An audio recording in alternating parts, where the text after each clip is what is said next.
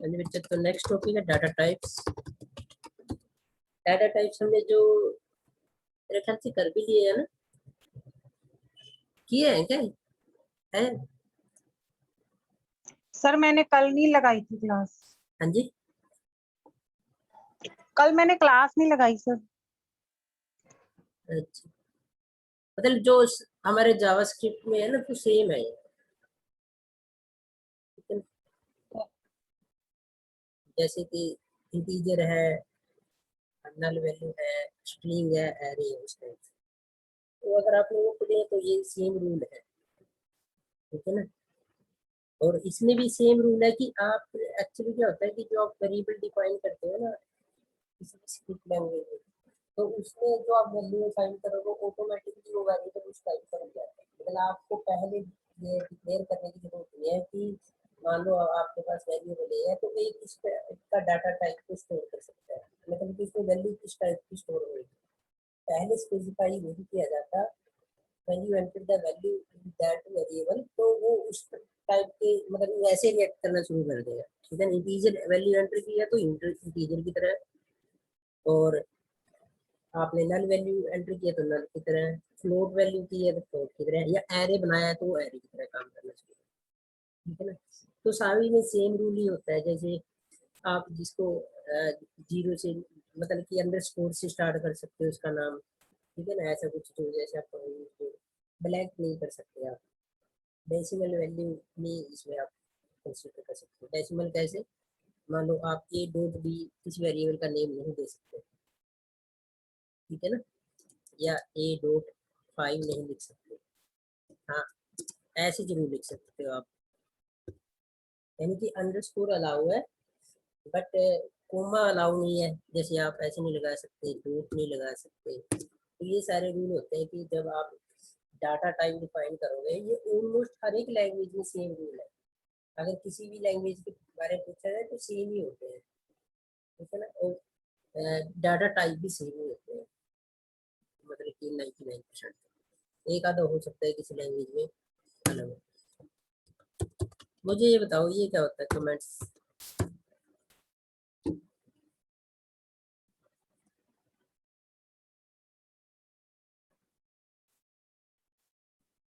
हाँ जी, Sir, short explanations. एक minute क्या आवाज बड़ी कमा रही है, बोल रहा Sir, short explanations.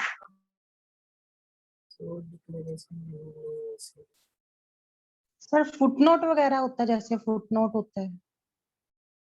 आवाज नहीं आ रही है आपकी, पता नहीं मेरी आवाज आ रही है सर Yes, sir. आप लोगों को? अच्छा, कमेंट्स का मतलब होता है कि आपने मान लो 10 लाइन लिखी हुई है, 10 लाइन का कोड है आपके पास, ये हर एक लैंग्वेज में सेम काम करता है, ठीक है ना। किसी में इसको ऐसे लिख देते हैं, किसी में इसको, मतलब ये सिंगल लाइन के लिए होता है। मान लो इसके बाद मैंने ऐसे ऐसे मान लेते हैं एग्जाम्पल, एक ही करते हैं, ठीक है ना। मैंने लिख दिया जीजीएन खालसा कॉलेज,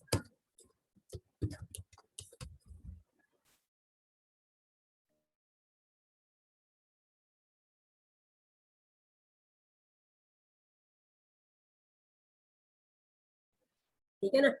तो जब आपने कोई वैल्यू यूज की है ना, इससे पहले मान लो आपने इको से वैल्यू प्रिंट करा दी, समथिंग कुछ भी है ना, इको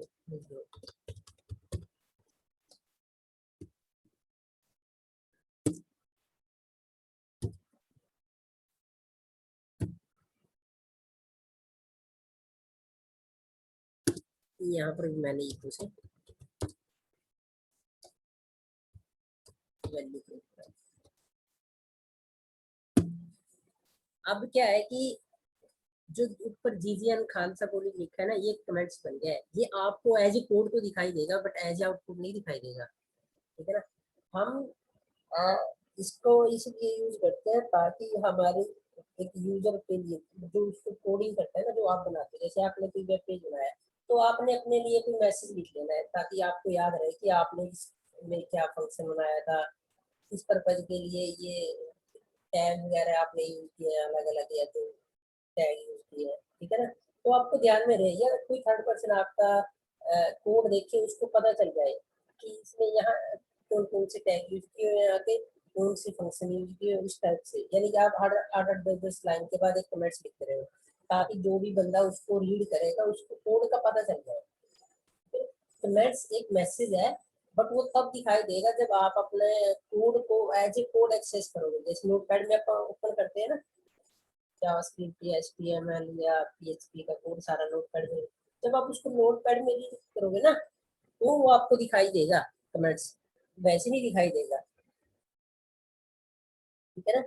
वरना क्या होता है, हमें जब हम कोड एग्जीक्यूट करा देते हैं तो ये लाइन स्किप हो जाती है, मतलब ये प्रिंट ही नहीं होती, दिखती ही नहीं है।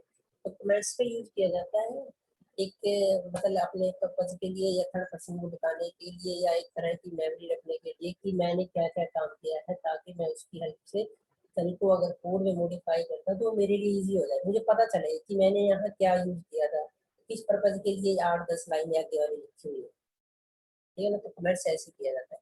जो मैंने लिखा है ये सिंगल लाइन के लिए है, यानी कि सिर्फ ये ही लाइन इसमें डिस्प्ले नहीं होगी। अच्छा, इसमें एक मेथड और है इसका लिखने का, आप हैश वैल्यू भी यूज कर सकते हो, हैश और ये उल्टा लिखे हुए हैश, ठीक है। इसको बोलते हैं फॉरवर्ड स्लैश, एक होता है बैकवर्ड स्लैश जो पहले लग गया था, ठीक है। और अगर आपने एक से ज्यादा लाइन को कमेंट्स बनाना है तो उसके लिए भी आप यूज कर सकते हो फॉरवर्ड स्लैश।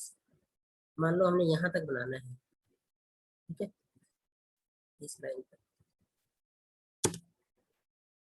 फिर इसका ऊपर वाले का उल्टा, ठीक है, ठीक है ना। तो बीच में अब कोई प्रिंट नहीं होएगा, हम हालांकि हमने क्या लगाई हुई है, इको की कमांड लगाई हुई है।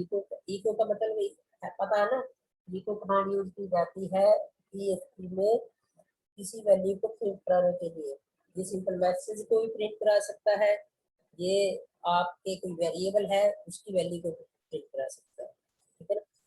वेरिएबल की वैल्यू कैसे प्रिंट कराते हैं, जैसे उसमें डॉक्यूमेंट डॉट राइट के बाद उस वेरिएबल का नाम लिखते थे, वैसे ही इसमें लिखते हैं। जैसे मैंने ये लिख दिया, ये कोई वेरिएबल है उसमें कोई ना कोई वैल्यू होगी, अगर वो वैल्यू होगी तो प्रिंट हो जाएगी, अदरवाइज वो प्रिंट नहीं होगी, ठीक है ना। जरूरी नहीं है कि उसमें कोई वैल्यू आपने इंसर्ट की है, ठीक है ना। हो सकता है वेरिएबल सिंपल डिक्लेयर किया हो, तो एरर तो आपको देगा नहीं वो कि इसमें वैल्यू नहीं है, ऐसे तो बताएगा नहीं, ठीक है ना। तो ये कमेंट्स होते हैं, कमेंट्स का यूज होता है ताकि हम अपनी पर्पज, अपने खुद के पर्पज के लिए एक तरह से कोई लाइन लिख लेते हैं, ताकि आपको ध्यान रहे कि आपने कोड क्यों लिखा है। इको कमांड अगर इसमें आ जाता है कि explain different types of method to print the value in PHP, तो आपने पीएचपी में वैल्यू प्रिंट करानी है, उसकी क्या मेथड है। एक मेथड हमने पढ़ लिया है, कौन सा पढ़ा है, हाँ जी, भूपेंद्र कौन सा मेथड पढ़ा हमने,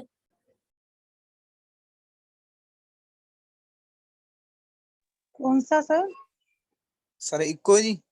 आपने वैल्यू प्रिंट करानी है, कौन सा मेथड से कराओगे, डॉक्यूमेंट डॉट राइट। डॉक्यूमेंट जी, डॉक्यूमेंट प्रिंट। ये ना बताओ। सर प्रिंट से। अरे नहीं बच्चों, आप लोग ध्यान ही नहीं करते, अभी तो मैंने ही लिखा इको, अभी बताया था ना कि ये वैल्यू प्रिंट कराता है। डॉक्यूमेंट डॉट राइट जावास्क्रिप्ट में यूज होता है, अब हम पीएचपी पढ़ रहे हैं, hyper text pre processor scripting language, ठीक है ना, या पर्सनल होम पेज कह सकते हो आप। उस डॉक्यूमेंट डॉट राइट भी यूज होता है, बट वो जावास्क्रिप्ट लैंग्वेज में था, वो तो अपना टॉपिक खत्म हो चुका है 5-7 दिन पहले, 10 दिन पहले। अब तो नया टॉपिक स्टार्ट किया हो ना पीएचपी वाला, आपकी थर्ड यूनिट स्टार्ट हुई है। तो इसमें हम पहला मेथड है इको का और दूसरा मेथड है प्रिंट का। इन्होंने आपने बोला सही है, लेकिन अभी तक हमने पढ़े नहीं है, वो आपने उसमें जावा में पढ़ा होगा, ठीक है ना। तो पहला मेथड आप इको की हेल्प ले सकते हो कोई वैल्यू को प्रिंट कराने, और दूसरा प्रिंट की हेल्प ले सकते हो। प्रिंट से भी हम वैल्यू को प्रिंट करा सकते हैं, ठीक है ना। यानी कि ये हमारा एक मेथड है कोई वैल्यू को प्रिंट कराने के लिए। अच्छा, मैंने पहले बताया भी था, चलो दोबारा बता देता हूँ कि आपने इसमें जो वेरिएबल डिक्लेयर करना है विद वो डॉलर साइन करना है। जैसे num1 कर दिया मैंने, इक्वल टू 10, नम मतलब नंबर, कुछ भी लिख लो आप, n1 n2 लिखना जो भी, एक n2 लिख दिया मैंने, ठीक है ना। ये क्या किया है मैंने, एक वेरिएबल डिक्लेयर किया है, ठीक है। तो आप अब जब इसकी वैल्यू प्रिंट कराओगे तो कैसे कराओगे, इको से इको डॉलर num1, ठीक है, इको डॉलर। अच्छा ना, आप लोग ना ये जो मैं बताता हूँ फाइल बना लेना, अभी आपके प्रैक्टिकल होने हैं। हाँ जी बच्चों, पीडीएफ देनी है आपने, और जरूरत पड़ेगी अगर कंडीशन सही होएगी फिर आपको पूरी बनाया जाएगा, फिर आपने उसकी हार्ड कॉपी देनी है। बट आपके पास पीडीएफ बनी होनी चाहिए इसकी। अभी ये लगा लो 15 दिन में आपके 15 दिन के बाद आपके प्रैक्टिकल हो जाएंगे, ये मान लीजिए आप 15-20 दिन में।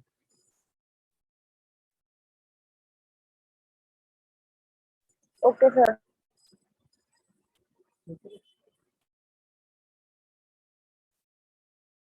तो ये मेथड होगा एक तो कि आपने वैल्यू प्रिंट करानी है, दूसरा क्या है प्रिंट से, प्रिंट स्टेटमेंट से भी आप करा सकते हो। उसमें क्या लिखोगे फिर आप,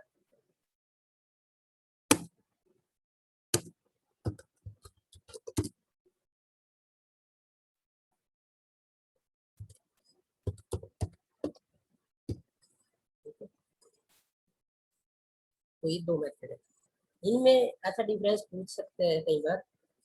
तो पहला डिफरेंस है जो इको होता है ना, उसमें आउटपुट स्ट्रिंग होती है, और मतलब एक टाइप की भी हो सकती है, अलग अलग भी हो सकती है। और जो प्रिंट है ये एक टाइप पर एक ही टाइप की स्ट्रिंग को प्रिंट कर सकता है, ठीक है ना। इको की जो प्रोसेसिंग स्पीड होती है, यानी कि जब आपके प्रोग्राम में किसी मैसेज को आउटपुट एज ए प्रिंट कराया जाएगा तो इको फास्ट प्रोसेसिंग प्रोवाइड करता है, ठीक है ना। प्रिंट टाइम लेता है उसके एग्जीक्यूशन कराने में, उस वैल्यू को प्रिंट कराने में। इको कोई रिटर्न वैल्यू नहीं करता, और प्रिंट रिटर्न वैल्यू करता है 1। अगर 1 का मतलब है कि आपने जो वैल्यू वहां पास की है वो ट्रू है ना, एग्जिस्ट करती है, उसका मतलब है ट्रू है। और 0 अगर रिटर्न करता है इसका मतलब फॉल्स है। ये चेक करने के लिए हम ये कह सकते हैं, ठीक है ना।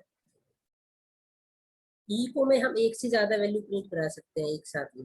वो कैसे होता है, जैसे मैंने यहाँ कॉमा लगा दिया,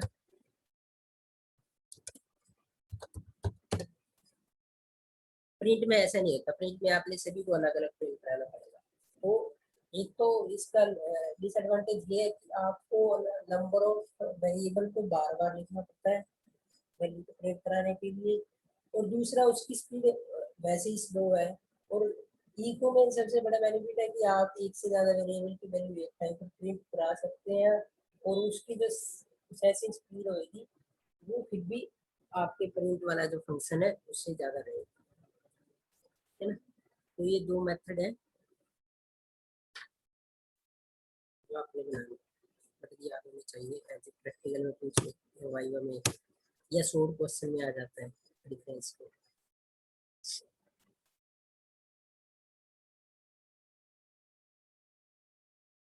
आगे बच्चों कंट्रोल स्ट्रक्चर।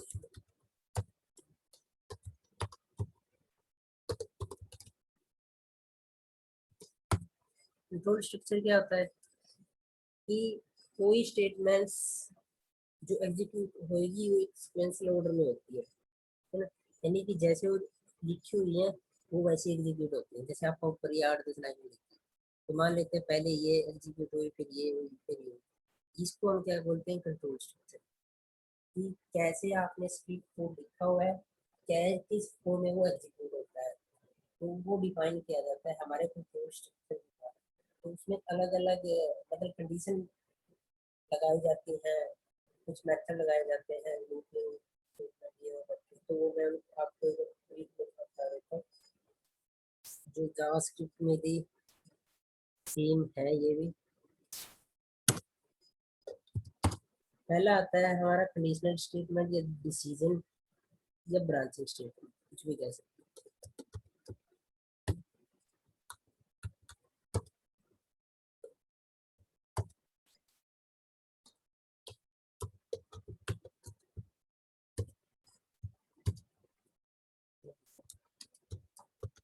इनमें क्या करते हैं हम, कोई कंडीशन पास करते हैं, फिर वो कंडीशन चेक करते हैं, तो तब वो वैल्यू प्रिंट होती है ना। तो उसमें एग्जांपल है आपके, एग्जांपल है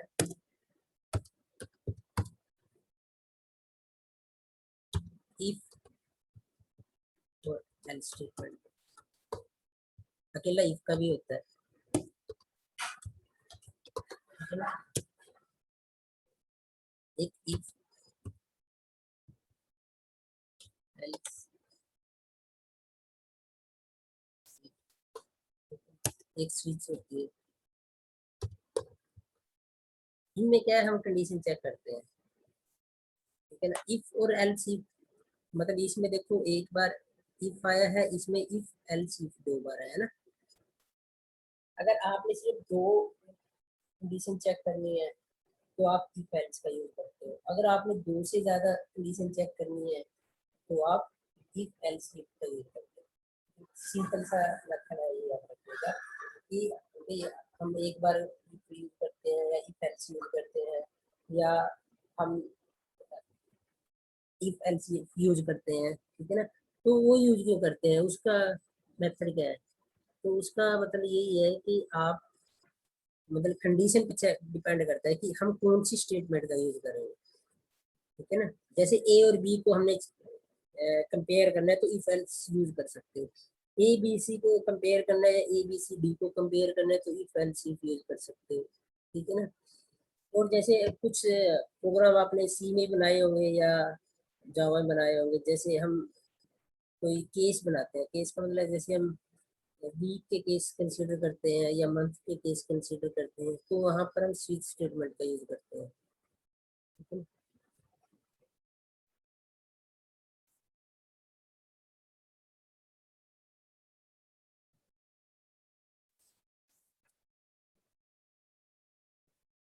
इनके आप थोड़े बहुत वो बना लेना, दो चार एग्जाम्पल वगैरह, अगर आप चाहे वहां से यूज कर लेना डायरेक्ट w3schools.com से, या बुक में बहुत एग्जाम्पल दे रखे हैं, वहां से देख लेना, कोई प्रॉब्लम आएगी तो बता देना मुझे।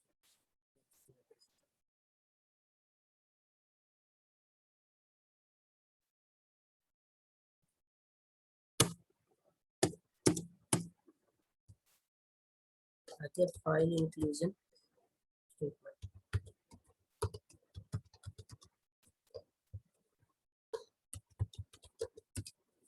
देखो फाइल इंक्लूजन का मतलब क्या होता है कि हम कोई फाइल इंसर्ट करते हैं पीएचपी के अंदर, ठीक है ना।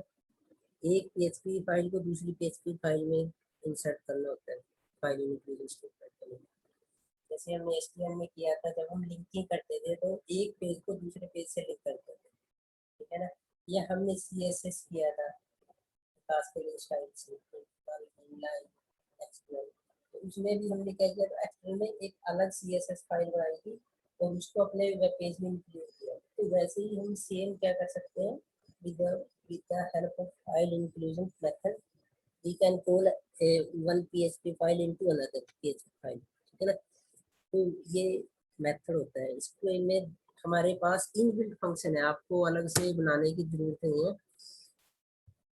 पीएचपी में दो मेथड है, पहला इंक्लूड फंक्शन है, इसके बेस पर आप एक फाइल को दूसरे फाइल में इंक्लूड कर सकते हैं। मान लो आपके पास एक पीएचपी फाइल है, उसका नाम a.php है। तो आपको क्या करना है, अपने प्रोग्राम में इंक्लूड करना है उसको, ठीक है ना। तो सबसे बड़ा ही आसान सा मेथड है a.php।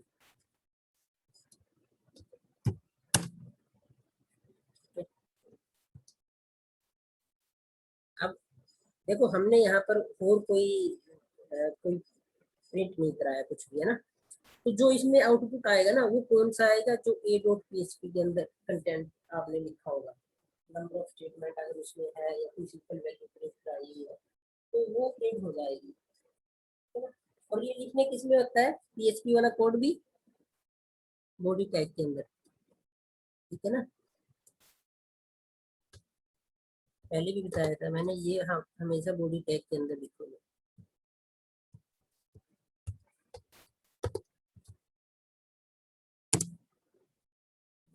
ठीक है ना। जैसे हमने जावास्क्रिप्ट लिखा था वो हेड टैग के अंदर लिखा जाता था। पहले HTML का टैग आता है, फिर हेड के बाद आप स्क्रिप्ट टैग स्टार्ट करते थे, फिर उसमें जो आपने जावास्क्रिप्ट का कोड लिखना है वो लिखते थे, बाद में हम उसको नहीं करते थे। इसमें हेड वगैरह पूरी क्लोज होता है। हेड में आप इसमें टाइटल लिख सकते हो, ठीक है ना। टाइटल क्या होता है, जो हमारे वेब पेज सबसे ऊपर जो ब्लू सी लाइन आती है, पट्टी सी बनी होती है, उस पर डिस्प्ले होता है कि आपके वेब पेज का क्या टाइटल है। जैसे बुक है, बुक का क्या टाइटल है, तो वो हमेशा फ्रंट नहीं होता है, सबसे पहले वही दिखाई देता है ना, बाहर लिखा होता है। कोई भी आप या मैगजीन वगैरह रीड करते हो तो वैसे ही टाइटल भी हम बना सकते हैं, ताकि अगर कोई 30% हमारी वेबसाइट को देखता है तो उसको थोड़ा आइडिया लगे कि से टाइटल से कि आपने किस टाइप की वेबसाइट डिजाइन की है, वेब पेजेस आपके कैसे हैं। तो पहला मेथड है इंक्लूड, दूसरा मेथड है रिक्वायर, ठीक है ना। मेथड सेम ही है, यही कॉपी कर देता हूँ, कुछ डिफरेंस बता देता हूँ।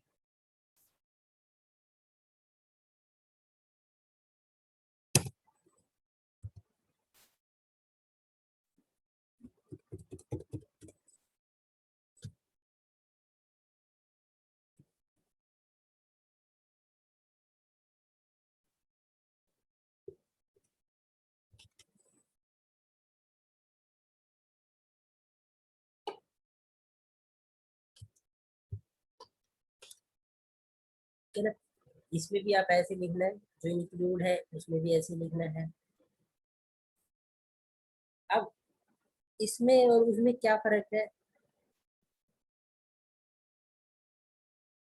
देखो जो रिक्वायर मेथड है, सॉरी इंक्लूड मेथड है, उसमें क्या होता है कि कोई एरर नहीं आपको बताया जाता। एरर आता है ना, जो मान लिया आपने कोई फाइल कराई है तो एरर आता है, एरर आ जाएगा, फिर आप उस एरर को निकालोगे तब आपको आउटपुट दिखाई देगा। अगर हमें ये फाइल बताए ही ना कि आपका एरर क्या है, ठीक है? जैसे a.php मैंने हमने गलत लिख दिया, मान लो a.php हमारे पास है ही नहीं है और हम उसको बार बार एग्जीक्यूट करा रहे हैं, आउटपुट हमें दिखाई नहीं दे रहा, तो हमें पता भी नहीं चल पा रहा कि एरर क्या है। तो इंक्लूड मेथड कोई आपको एरर नहीं बताता, कोई ये मतलब एरर हैंडलिंग मेथड नहीं है, कोई भी एरर ये कैच नहीं कर सकता खाता इंडेक्स में। रिक्वायर का बेनिफिट ये है कि हमें एरर का पता चल जाता है कि जो कोड आपने लिखा है उसमें एरर कहाँ पर है, तो आप उस एरर को रिमूव करोगे उसको, उसके बाद आप उसको एग्जीक्यूट करा के देख सकते हो, तो आपको आउटपुट का पता चल जाएगा, ठीक है ना। डिफरेंस मेन यही है, अदरवाइज वो भी फाइल को कोड करता है, इंक्लूड भी और रिक्वायर भी, दोनों सेम काम करते हैं, बट डिफरेंस क्या है, अगर हमने एरर चेक करना है तो रिक्वायर बेस्ट मेथड है, इंक्लूड वन पेज की फाइल पेज। अगर आपने सिंपल फाइल को खोल करके देखना है तो आप इंक्लूड का भी यूज कर सकते हैं, ठीक है। अब देखो ये इनबिल्ट फंक्शन है, हमें नहीं पता रिक्वायर मेथड में कि ऐसा क्या इंप्लीमेंट किया गया कि वो एरर चेक करता है ना। जबकि इंक्लूड भी इनबिल्ट है तो उसमें वो कहीं ना कहीं एक पॉइंट रह गया कि वो नहीं बता सकता कि आपकी फाइल में क्या प्रॉब्लम है। तो ये अलग अलग मतलब दोनों मेथड के बेस पर हम यूज कर सकते हैं।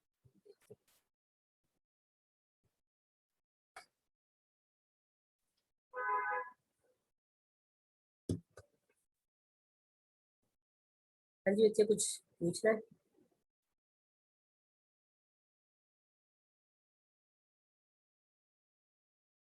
गीता, ईना, भूपिंदर।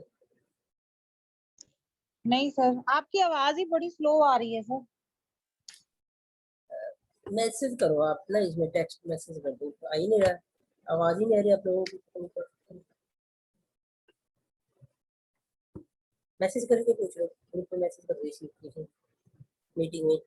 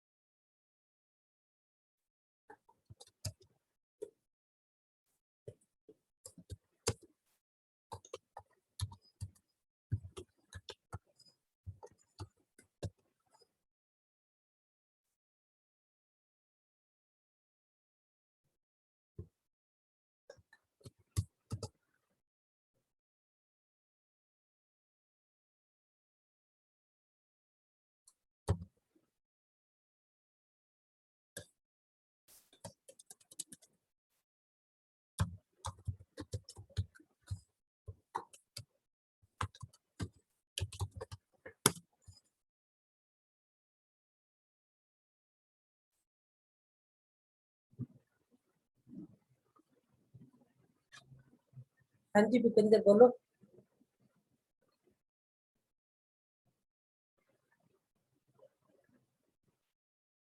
ਸਰ ਜਿਹੜੇ ਪ੍ਰੈਕਟੀਕਲ ਕਦੋਂ ਤੋਂ ਸਟਾਰਟ ਹੈ ਜੀ? अभी मुझे लगता है वैसे तो 15 जून से आई है, वो यूजी क्लास के लिए है, तो 26 तक लेने हैं। तो आप लोगों का भी तभी देख लेंगे टाइम बीच में, जो अगर यूनिवर्सिटी देगी तो उन्होंने वैसे ये बोला है कि आप अपने बेस पर कभी भी ले लो, 20 के आसपास या उससे पहले जो भी आपको ठीक लगता है। ठीक है ना? ਠੀਕ ਹੈ ਸਰ। ਸਰ ਜਿਹੜਾ ਪ੍ਰੋਜੈਕਟ ਵਰਕ ਬਣਾਉਣਾ ਹੈ ਜੀ, ਉਹ ਕਦੋਂ ਤੋਂ ਮਤਲਬ ਆਪਾਂ ਜਮ੍ਹਾਂ ਕਰਾਣਾ ਜੀ, ਉੱਥੇ ਸਬਮਿਟ करना जी? वो बच्चे बना के रखो, वो वैसे तो आपके टीचर अलोट किए गए वो बताएंगे, वो वैसे उनसे पूछ लो, मुझे लगता है आसान है सर।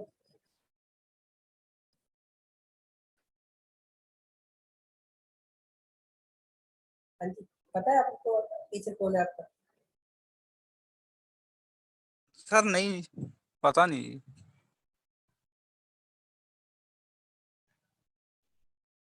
हेलो। हेलो। मैं सर नहीं, पता नहीं जी।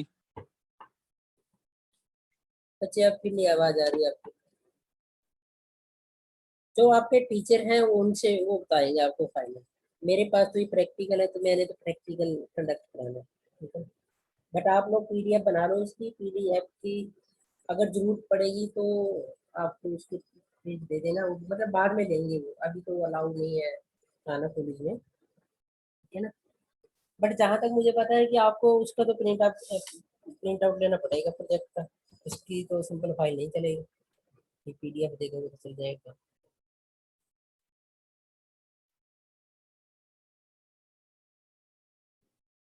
ठीक है सर, ठीक है। हाँ, वो आप लोगों ने किया है उसमें कुछ प्रोजेक्ट में डिसाइड बनाने का कुछ कैसे करोगे? नहीं सर, हले तो नहीं स्टार्ट किया जी कुछ भी। फिर क्या करोगे बच्चे? 100 मार्क्स का है वो, इतने मार्क्स हैं उसमें। अच्छा जी। हाँ, सर थोड़ा आइडिया हो जाता है, डेमो डूमो मिल जाता सर, फिर स्टार्ट कर लेंगे या कोई यार आप, अपना मैं टॉपिक। बताता हूँ आपको। गूगल पे हाँ सर्च करो कोई वेबसाइट बेस्ड प्रोजेक्ट, ठीक है, वो देख लो। ठीक इसमें है जी। आप बना लो, आप थोड़े बहुत जैसे इमेज वगैरह होते हैं वो आप अपडेट कर दो अपनी तरफ से डाल दो, ठीक है ना। तो वहाँ मिल जाता है, वो सर्च करो एक बार, सारा कुछ मिलता है गूगल पे। प्रोजेक्ट ही मिल जाते हैं बने बनाए, आप उनको देख के बना लो। 100 मार्क्स बहुत होते हैं, 100 मार्क्स इन्हीं से परसेंटेज बनती हाँ है। जी सर। हाँ जी। ठीक है, चलो।